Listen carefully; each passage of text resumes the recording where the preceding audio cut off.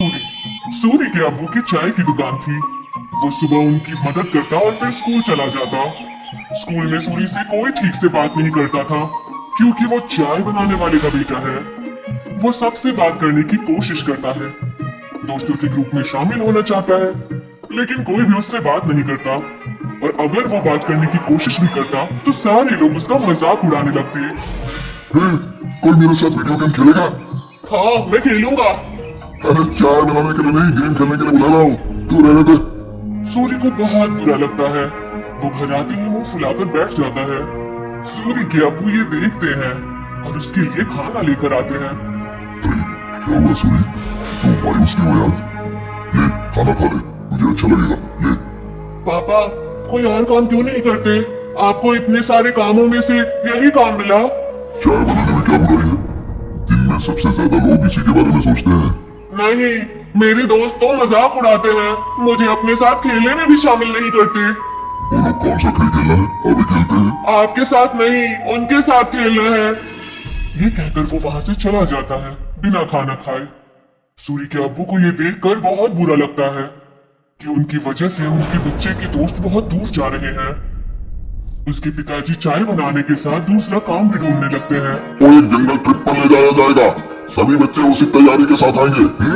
सारे बच्चे खुश हो जाते हैं। टम्पू को बताता है, पापा मुझे स्कूल की तरफ से जंगल के ट्रिप पे ले जाया जा रहा है, मुझे जरूरी सामान पैक करके दे दीजिएगा। अरे वाह, ये तो बहुत अच्छी बात है।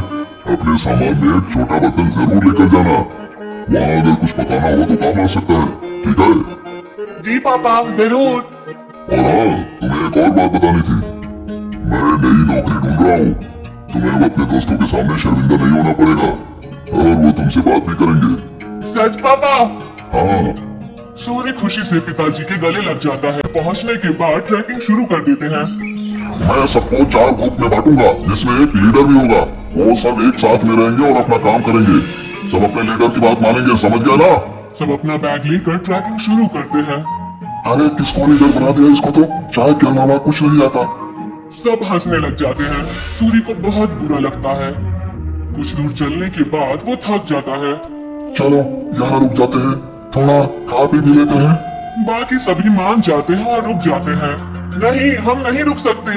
अगर हम रुके तो लेट हो जाएंगे और कुछ ही देर में अंधेरा भी होने वाला है। लो, लीडर बना दिया तो हम पे हुक्म चला रहा है।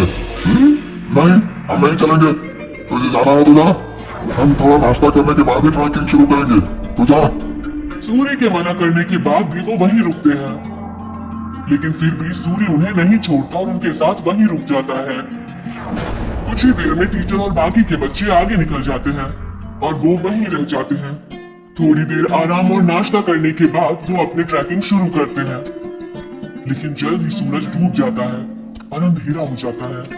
अरे ये तो अंधेरा हो गया, अब तो रास्ता भी समझ में नहीं आ रहा। बाकी बच्चे भी डरने लग जाते हैं।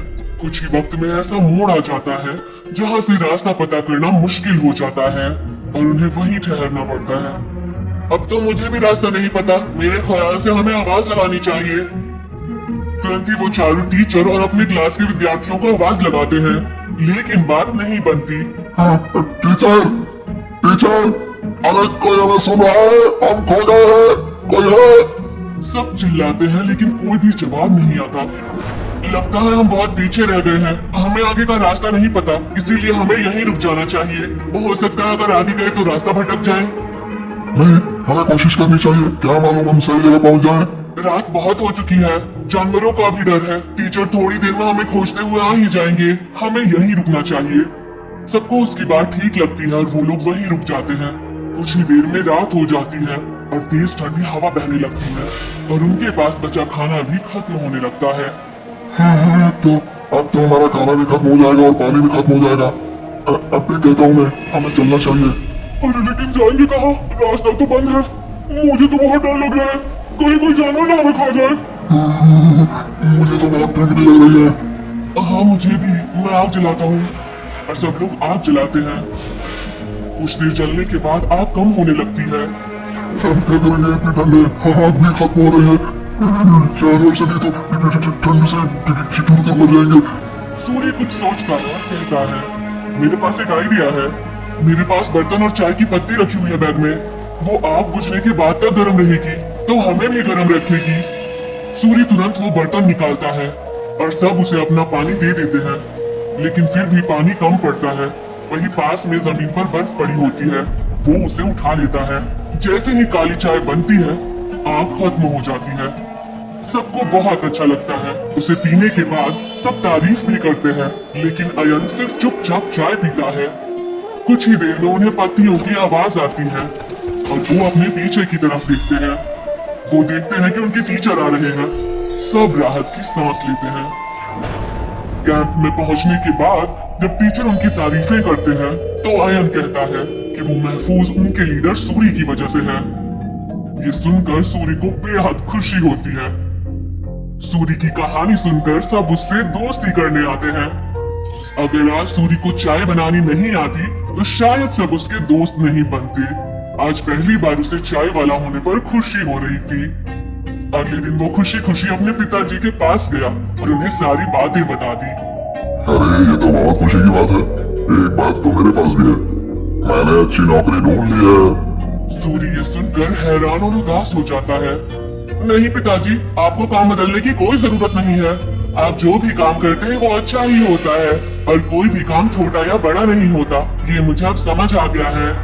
सूरी के पिता ये सुनकर खुश हो जाते हैं और अगले दिन वो खुशी खुशी अपने दुकान में अपने अब्बू की मदद करने लगा। और जैसे ही वो स्कूल पहुंचा तो सब उससे मिलकर उससे बातें करने लगे।